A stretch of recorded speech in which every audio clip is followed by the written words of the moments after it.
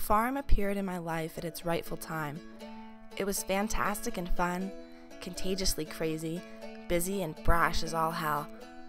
I arrived within a week of returning from studying French cuisine in London, England, and proceeded to dive headfirst into the melee of Mama Bear and her many cubs. Though just 3 of us were born from her loins, affection, attention, and expectation were always evenly distributed. This coastal Maine adventure was the perfect medicine for me, Gâteau and Duxelles crazed as I was upon my stateside arrival. We were almost always working, always drinking, and we all well knew the necessity of rowdy recreation.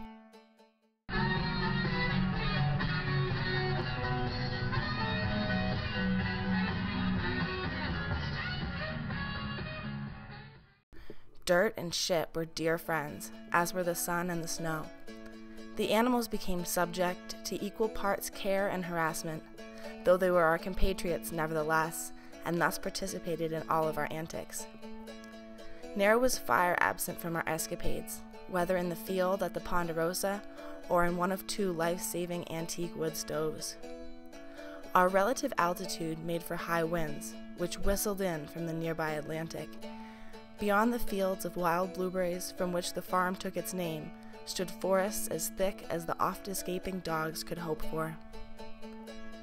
Rich and I originally camped in Push and Smush's abandoned workshop shed and later moved to the Ponderosa conversion van, which wasn't nearly as bad as it sounds, considering the mobile spotlight and the mahogany paneling. The Schwalbe, whose name fits him flawlessly, usually passed out on whatever service was available. T. Lethal and his black lab, Cabot, were permanent if uninvited fixtures in his orange VW bus, which seldom moved from the edge of the driveway.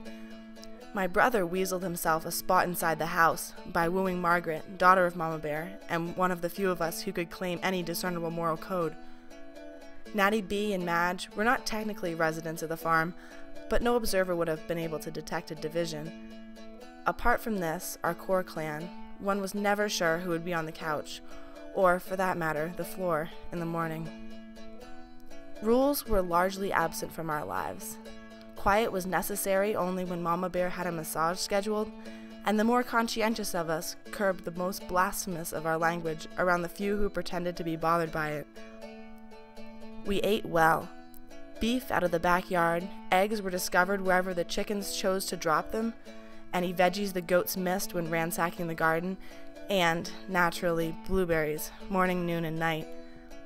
I still hesitate at the mention of pesto shrimp, upon which we subsisted for many a summer supper, and I have surely eaten my lifetime fill of lobster, which always appeared in 5-gallon buckets full to the brim.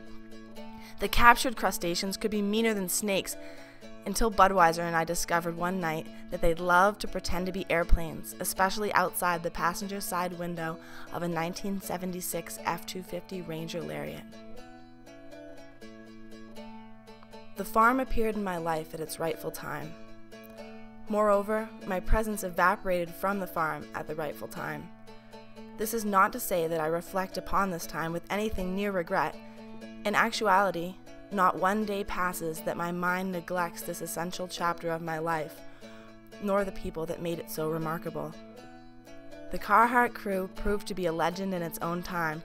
The little bar in the Berries, as we appropriately rechristened the farm, has also proven legendary.